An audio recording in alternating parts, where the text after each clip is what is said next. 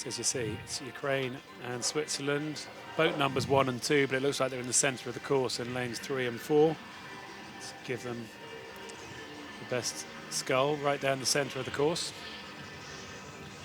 So there are the Ukrainian team, Katerina Duchenko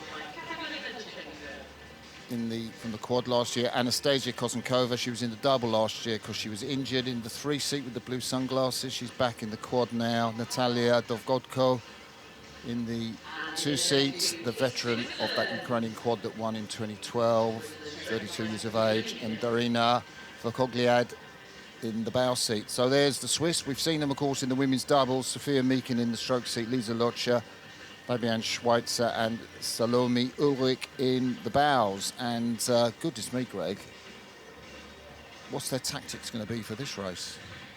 Well, it changes a bit when it's a matched race, doesn't it? Yeah. And whether you actually need to try and get your bow in front and get the psychological edge from doing that. Although I think really in these conditions, you know, they'll be thinking more about themselves and delivering the best race they can, particularly doubling up. They'll be pleased to see those flags just starting to flutter with a gentle tailwind. But I'm sure this Ukrainian crew will be very up for it. This is their only race. And they'll be focused and ready to go, I'm sure.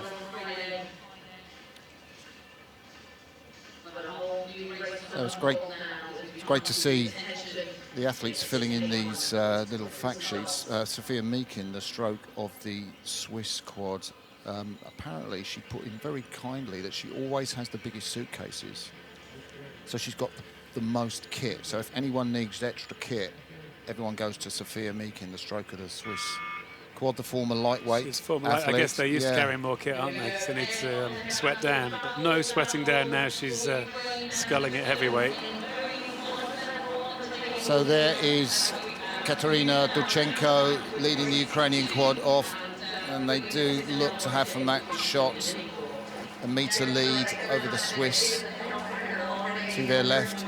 Crazy difference in stroke rates, though, to see how the Ukrainians just come straight up to full length, whereas the Swiss kind of rowing shorter and almost kind of whipping it away, whereas the Ukrainians just really kind of solid in the water, solid in their bodies, almost from stroke 2, really.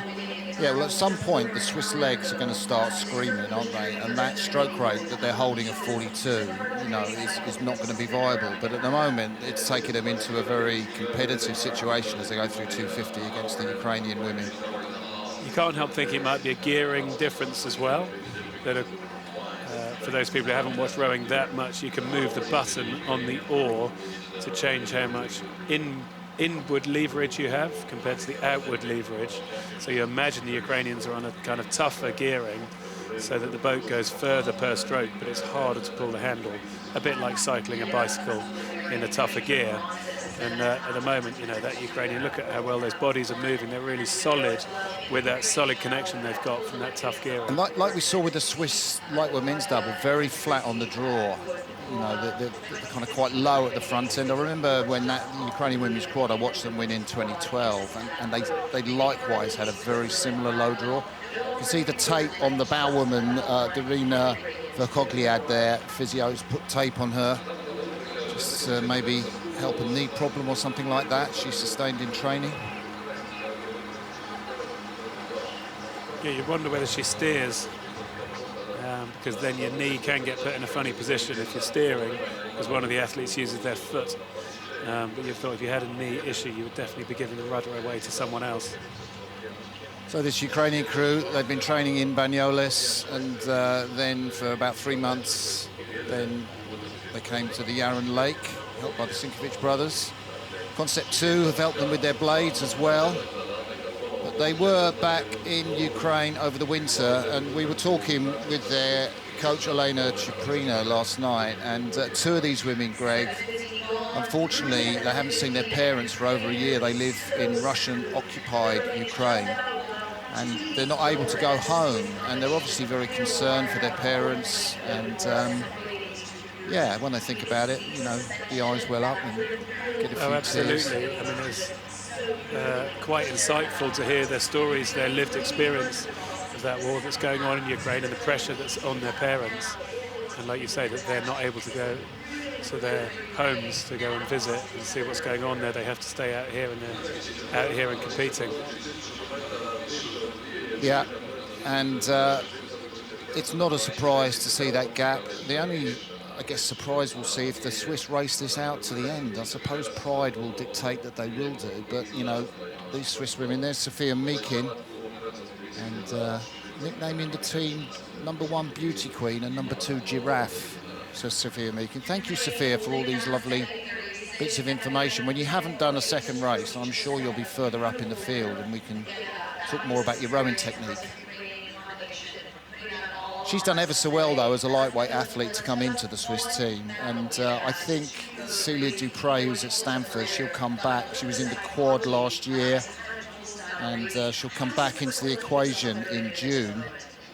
Maybe the Swiss will put that quad together. Pascal Walker, who won the B final of the single, she had COVID here. She'll probably come back into the Swiss quad equation, so they might do a quad again. Maybe Walker will stick in the single. She's the fastest sculler. Although when we were chatting, the person we were chatting to was saying that Pascal Walker is a real team player. Yeah. And loves to be in the crew boat, so you wonder whether they'll take a look at that. Probably important they get some information today on how this quad competes, and you know, it's really hard to know what this is telling them. That they're 50 metres behind now, this strong Ukrainian team. Just look at the looseness forward. I mean, here you can afford to row at your best, can't you, when you've got that much distance. The water's lovely. This is top quality rowing, and it does look like top quality rowing. The looseness these four women have way forwards. Aliona Chaprina is going to be absolutely delighted with the way that her charges are sculling. 1,500 metres to go, and the four women that raced, you see them on our camera shot. Shout out for Sophia Meakin, down the boat Lisa Lochler, Fabienne Schweitzer and Salome Ulrich. It's a pretty tough ask for them, isn't it? They've been out already, they've raced those doubles as hard as they can against each other. Now they're on the wrong end of a really good Ukrainian crew here.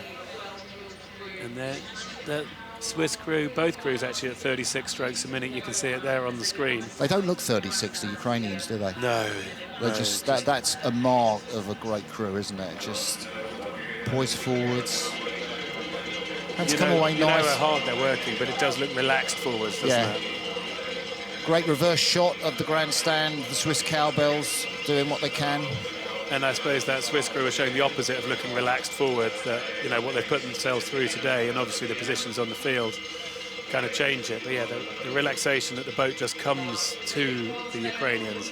They take the blades out, the boat comes to them, as opposed to this where, unfortunately, you know, they're looking like they're trying to get to the next stroke. They're trying to get rather than waiting for it to come to them. Yeah, you have this exercise, you know, just feel the boat move underneath you and just let the feet come towards you, and that's exactly what Ukrainian doing.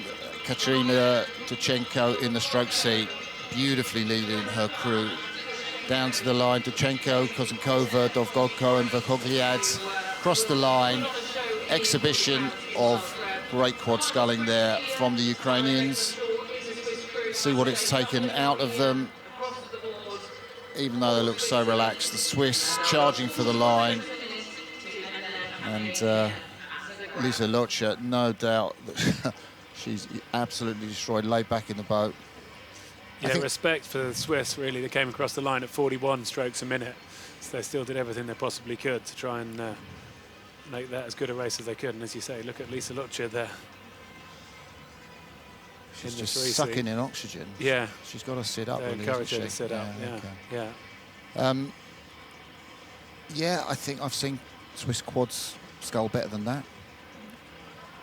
Yeah, no, tough for them. I mean, good for us that they raced so that we didn't have a straight final or a row over, effectively. I know. They were so good this morning in those doubles. No, getting into the quad there, just not quite working the way they probably would have wanted it to. And if you're watching us, hello to the Dutch rowing team on your altitude training camp. The Dutch finished second behind the Chinese in the World Championships last year, and they are away on training camp ahead of the Europeans. We miss you here. We wish you were competing, but we hope if you're watching, you're enjoying this World Rowing production. I'm Martin Cross, and with me Greg Searle, and this is a great production brought to you by World Rowing and Croatian TV. Should have a shout out as well as we see this beautiful water of the Yarran Lake of Rowing's partnership with the Worldwide Fund for Nature. Clean water is so important, not just for nature, but vitally for our sport. The water we row on matters so much, and Rowing has partnered with the Worldwide Fund for Nature to express that solidarity to have clean water.